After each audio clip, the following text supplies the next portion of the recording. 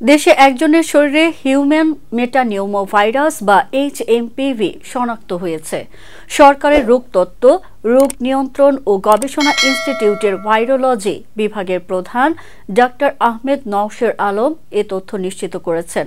আক্রান্ত ব্যক্তি একজন নারী, যার গ্রামের বাড়ি কিশোরগঞ্জের ভৈরব এলাকায় বলে জানা গেছে।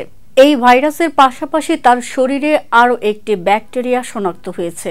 গত ৮ জানুয়ারি স্বাস্থ্য অধিদপ্তর থেকে পাঠানো এক প্রেস ব্রিফিংয়ে জানায়, কোভিড-19 মহামারীর পর চীনে বাড়ছে হিউম্যান মেটানিউমোভাইরাস এর সংক্রমণ, যা আরেক স্বাস্থ্য সংকটের উদ্বেগ সৃষ্টি করেছে।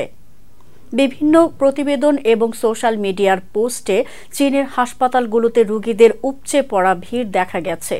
কিছু সামাজিক মাধ্যম ব্যবহারকারীর দাবি, দেশটিতে HMPV, ইনফ্লুয়েঞ্জা এ, মাইক্রোপ্লাজমা, নিউমোনিয়া, এমনকি কোভিড-19 মতো একাধিক ভাইরাসের উপস্থিতি বেড়েছে। HMPV ফ্লুর মতো উপসর্গ বিশেষ করে শিশু এবং অসুস্থ ব্যক্তিদের মধ্যে গুরুতর শ্বাসকষ্টের সমস্যা সৃষ্টি করতে পারে।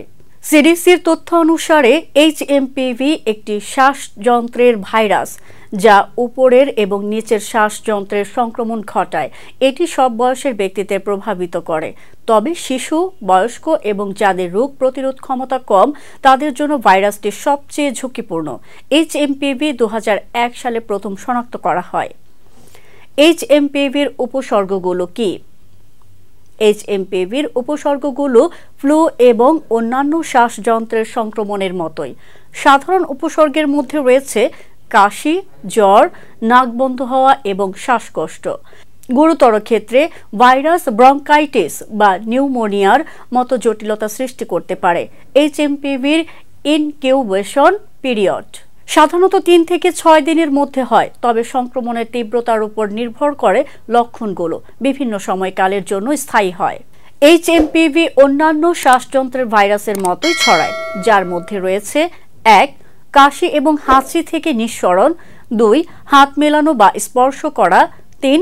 সংক্রমিত স্থান স্পর্শ করা এবং তারপর মুখ, নাক বা চোখ হাত দিয়ে স্পর্শ করা।